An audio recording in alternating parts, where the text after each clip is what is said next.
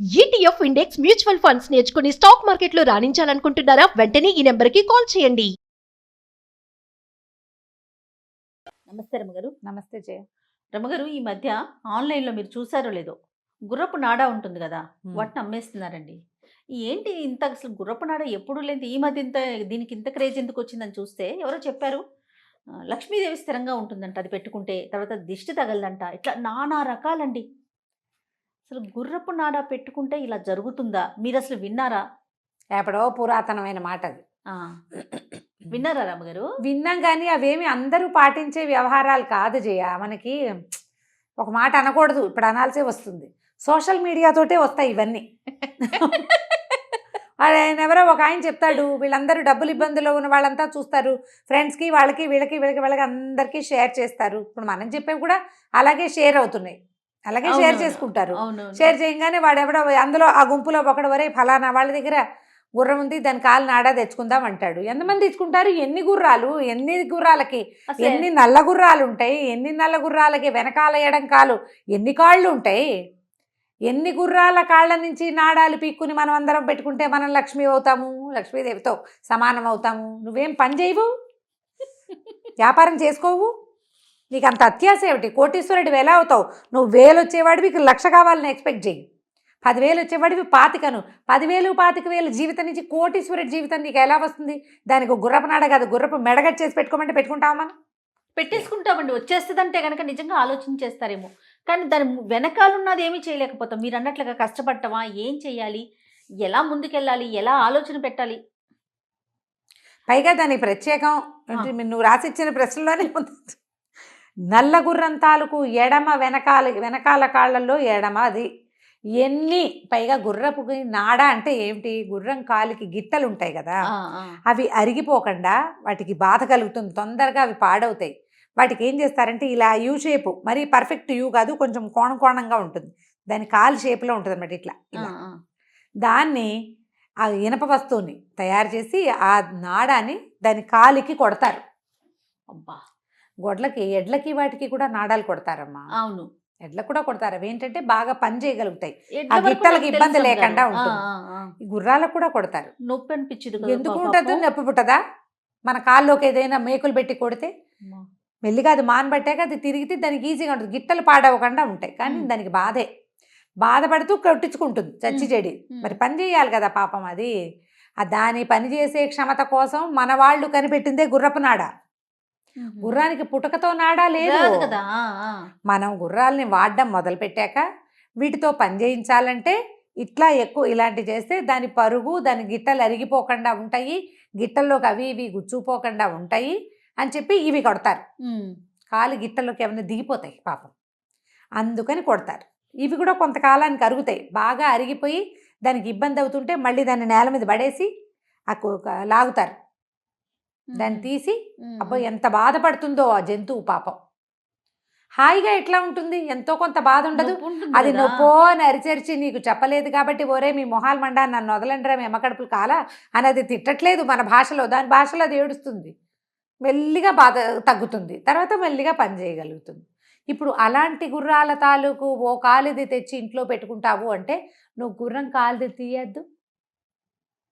పైగా ఆన్లైన్ అమ్మకాలు అంటే వాడు గుర్రాలవే తెస్తున్నాడా, వాడు ఊరికే వస్తువు తయారు చేసి అమ్ముతున్నాడో నీకు తెలుసా?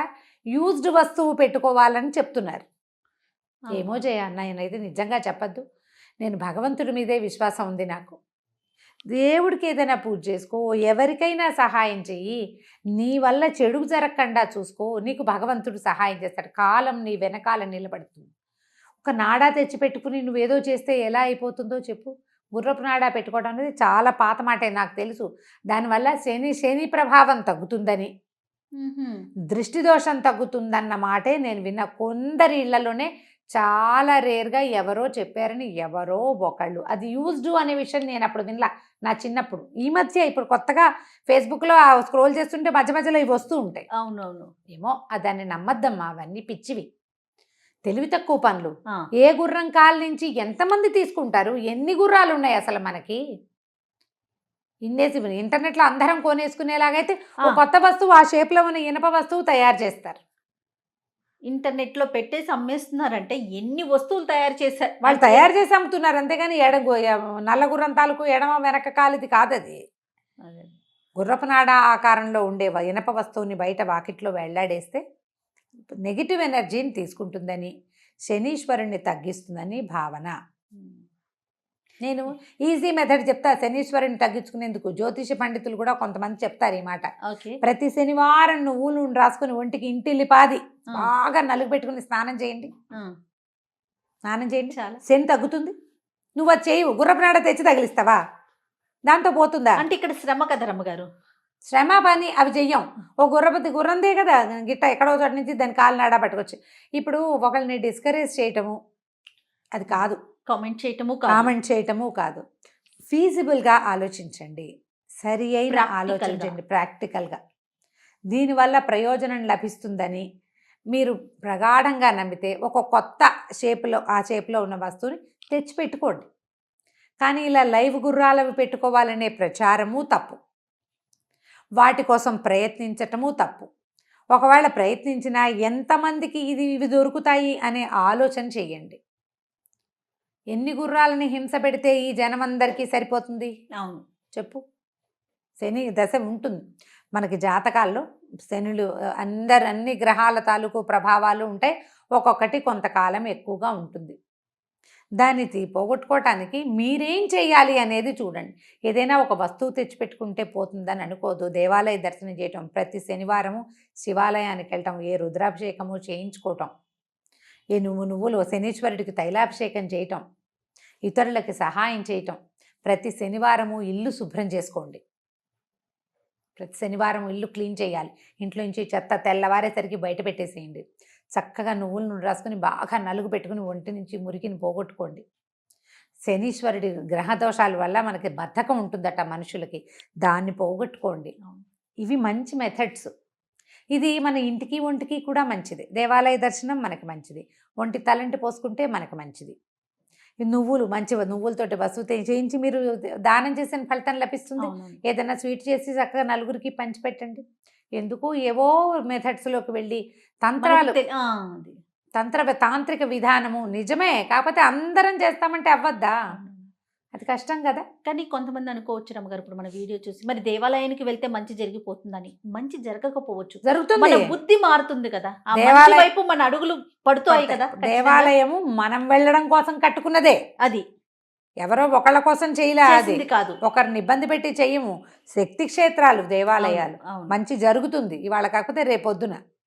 నువ్వు ప్రశాంతంగా వెళ్ళు, కనీసం నీకు మనసులో ఉన్న దిగులు భయం భారం తగ్గుతాయి కదా. అంతే కదా, వాటికి ఆలోచించాలి. అదేనండి, ఆ మంచి వైపు మనం మార్గం పడటానికైనా అది ఒక దారి అవుతుంది కదా. అదో దారి అవుతుంది. ఆలోచించండి. ఏదైనా ఇప్పుడు ఒకటి ఇంట్లో పెట్టుకో, ఒకటి దీనివల్ల దాన్ని అంటే మనకి ఒక ఎనర్జీ, ఒక పాజిటివ్ ఎనర్జీ. జనరల్గా మంచి మాటలే అవి. ఏవో బోల్డ్ అని వస్తాయి, గవ్వలు ఉంచుకోండి, అవి ఉంచుకోండి, ఇవి పెట్టుకోండి, గోమతి చక్రాలు పెట్టుకోండి, అన్నీ మంచివే కొనుక్కుని పెట్టుకుంటాం. అదే పిచ్చి కింద ఉంటే ఎట్లా? అవును అవును.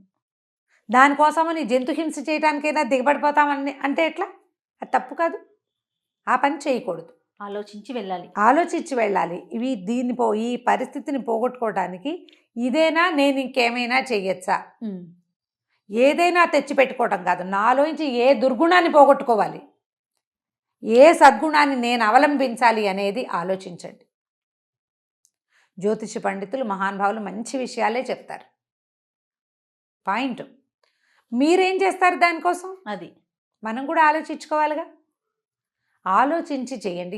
చూస్తున్న కొందికి వస్తూనే ఉంటాయి రకరకాల ఐడియాలు. అవును, ఆలోచన మార్చండి కొంచెంగా. మనం ఏ కాలంలోకి వెళ్తున్నాం, ఎందుకు వెనకబడిపోతున్నాం, అది ఆలోచిస్తే అప్పుడు మనం ఏం చేయాలో మనకు అర్థమవుతుంది. అవునండి. రైట్ రమ్మగారు, నమస్తే. నమస్తే.